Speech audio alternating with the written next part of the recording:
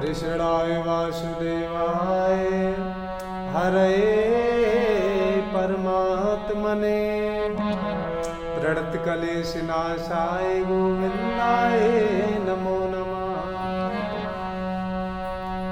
या देवी सरस्वती विद्यारूपेण संस्थिता नमः तस्यै नमः तस्यै नमः तस्यै नमो नमः। प्यारे बंधु, बड़ी सुंदर आत्मदेव की कथा है। आइए भाग 3 में प्रवेश करते हैं। आत्मदेव वन में जाकर भगवान के भजन में लीन हो गए। भागवत जी के 10वें स्कंद का पाठ किया, भगवान को प्राप्त किया, धुंधली कुएं में जाकर गिरी। गोकर्ण महाराज तीर्थ के लिए, भजन करने के लिए तीर्थों में चले जाते हैं। तीर्थ सेवन करते हुए जा रहे हैं। अब घर में कोई नहीं है, केवल धंधकारी बचा। 4 वैश्याओं को इसने अपने घर में रख लिया। और एक बात और ध्यान रखना,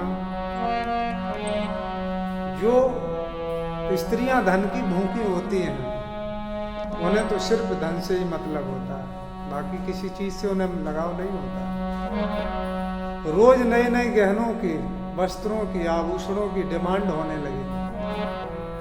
अब ये नौकरी चाकरी तो कहीं करता नहीं था, तो राजा के यहाँ इसने बहुत बड़ा हाथ लगाया। बहुत सा धन लेकर ये अपने वैश्याओं के पास में आया। वैश्याओं ने देखा और आपस में कहने लगी, सखी, अरे बहन, अभी तक तो ये छोटी मोटी चोरी करता था, आज इसने राजा के यहाँ डाका डाला है। और राजा हो ना हो, आज नहीं तो कल इस तक पहुंच ही जाएगा। उसके सैनिक इसके डंडे मारेंगे तो ये तोते की तरह सब कुछ रट देगा, सब कुछ बोल देगा, तो हमारा आपका भी नाम आ जाएगा। तो हम, ये तो मरेगा, हम आप भी मरेंगे।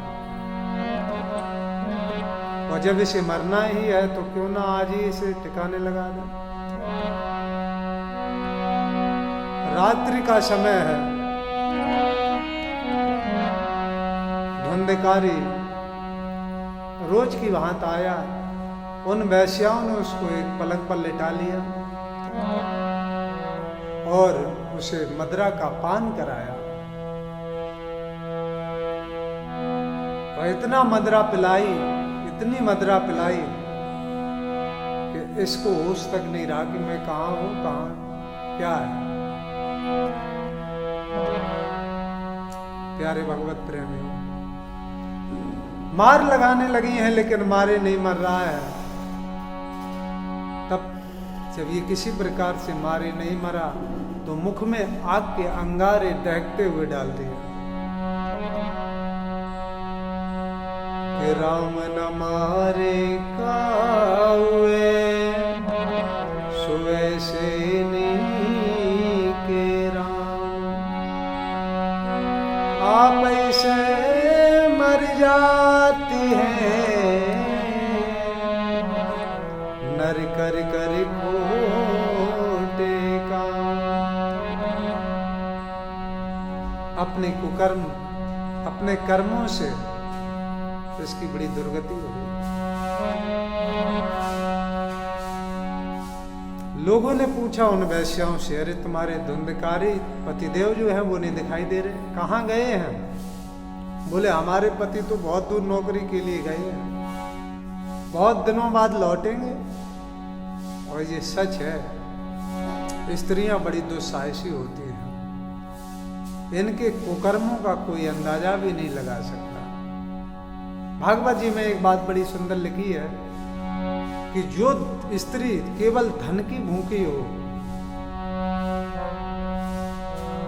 उसकी संगत कभी भी विद्वान पुरुष को या साधु पुरुष को नहीं करनी चाहिए। जो मूर्ख इनकी संगत करता है उसे तो फिर बड़ी दुर्गति होती है। उनके ना जाने ऐसे कितने पति थे, धंधकारी जैसे उनके न जाने कितने पति और भी थे। रात्रि का समय हुआ तो वो धन आपस में बांटकर वहां से 9 2 11 हो गए। आज प्रेत योनि में धुंधकारी सोच रहा है, कहे कहाँ कैसे कहे,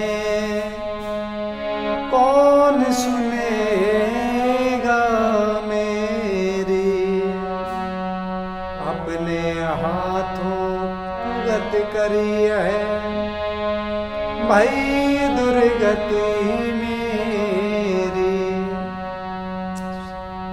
सोच रहा है शरीर तो रहा नहीं, कुगति अपने ही बदौलत हुई है, अपने कर्मों से हुई है। वो प्रेत आत्मा भागी गोकर्ण के पास में पहुंची।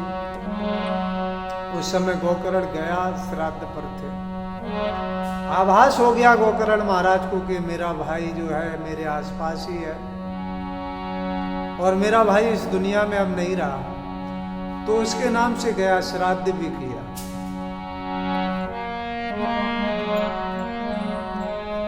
और सच्चाई क्या है ये पता लगाने के लिए गोकर्ण महाराज अपने गांव में आए। आधी रात का समय है, पूरे गांव में सन्नाटा पसरा हुआ है। घर में कोई रहने वाला तो था नहीं, तो अपने घर का एक कोना थोड़ा झाड़ बुहार के बैठ गए, आसन लगाने लगे भगवान का भजन करने के लिए। देखा सामने एक बड़ा भयंकर परछाई खड़ी है। गोकर्ण कहने लगे, अरे भाई तुम कौन हो? रात में विचित्र विचित्र रूप दिखाकर हमें डराना चाहते हो, धमकाना चाहते हो, कौन है आप? तो मनुष्य की आकृति लेकर वो छाया खड़ी हो गई। हाथ पैर तो हिल रहे हैं लेकिन मुख से कुछ बोल नहीं पा रहा है। अपने कमंडल से जल लिया, जैसे ही छींटा मारा तो उसके कुछ पाप शमन हुए, कुछ पाप कम हुए। गोकर्ण कोई साधारण थोड़ी ना थे। जब कुछ पाप कम हुए तो वो आत्मा बोलने लगी, मैं आपका भाई धुंधकारी हूं भैया, मैंने अपने कुल और खानदान का नाश करवा लिया, मेरा कल्याण करो। गोकर्ण कहने लगे, हमने तो तुम्हारे नाम से गया श्राद्ध भी किया। बोले 1000 गया श्राद्ध भी करें कुछ नहीं होगा, नंबर 1 का पापी हूं। फिर श्रीमद् भागवत की कथा के बारे में गोकर्ण ने पता किया तो सूर्य भगवान ने उनको आदेश दिया, गोकर्ण